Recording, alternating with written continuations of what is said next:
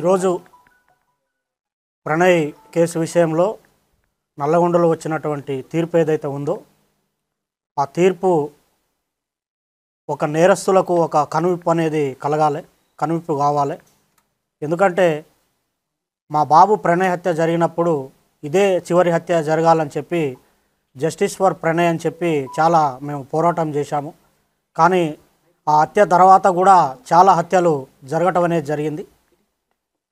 అయితే ఈ హత్య తర్వాత జరిగినటువంటి హత్యలు చేసిన వాళ్ళకి కానివ్వండి, వేరే వాళ్లకు, కుల దురంకార హత్యలు చేసే వాళ్లకు, తర్వాత కన్న కూతుర్లను చంపుకునే వాళ్లకు, కన్న కొడుకులను చంపుకునే వాళ్లకు, అవతలి వ్యక్తులను చంపే వాళ్లకు కులం పేరుతోని ఈ యొక్క తీర్పు అనేది కనువిప్పు కావాలని నేను కోరుకుంటున్నాను.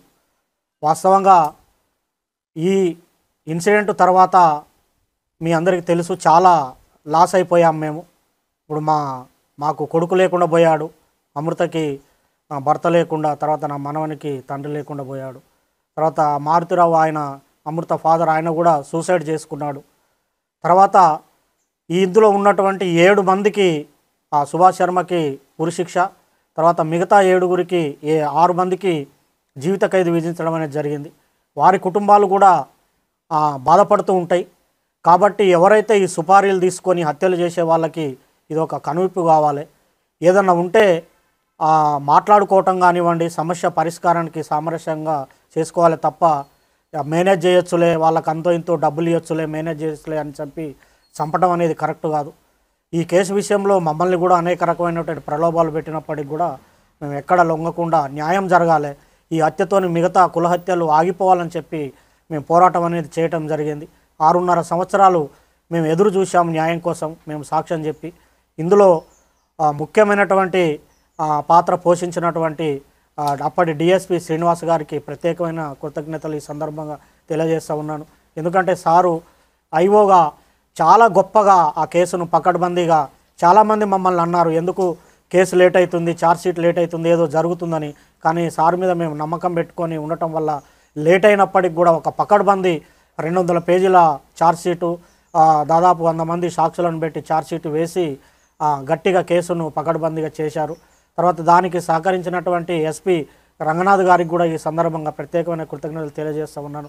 సార్ ఆధ్వర్యంలో మంచి టీము సుభాష్ శర్మను ఆ రోజు వెళ్ళి పట్టుకోవటము, తర్వాత నిందితులందరినీ పట్టుకోవటం విషయంలో కూడా సారు అనేకమైనటువంటి టెక్నిక్స్ ఉపయోగించి, టెక్నికల్ ఎవిడెన్స్ ఉపయోగించి తర్వాత ఈ సాక్ష్యాలను కూడా ప్రొడ్యూస్ చేయడం అనేది జరిగింది. అందులో ఇంకొకటి ముఖ్యమైన విషయం ఏంటంటే ఈ కేసుకు వాదించినటువంటి అడ్వకేటు దర్శనం నరసింహ గారు చాలా గొప్ప వ్యక్తి ఆయన.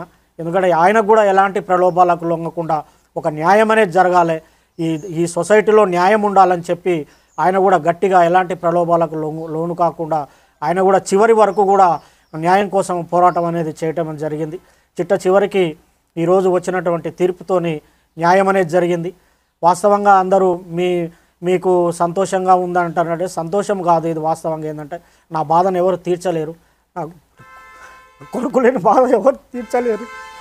మేము ప్రతినిత్యం బాధపడుతూనే ఉన్నాం.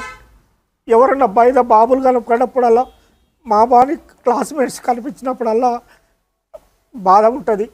కాబట్టి దయచేసి నేను చెప్పేది ఏంటంటే చంపుకోవటం అనేది కరెక్ట్ కాదు. ఇప్పుడు నా మనవాడు ఉన్నాడు, మనవాడిని కూడా నేను చూసుకోవాలి. మాకు ఎవరి మీద కోపాలు లేవు.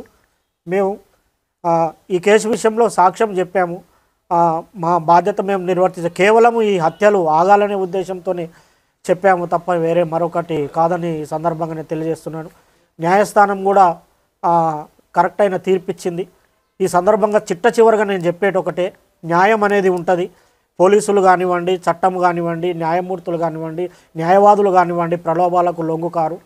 ఈ దేశంలో, ఈ రాష్ట్రంలో, ఈ సమాజంలో న్యాయం అనేది ఉందని మరొకసారి రుజువందని తెలియజేసుకుంటూ సెలవు తీసుకుంటాం.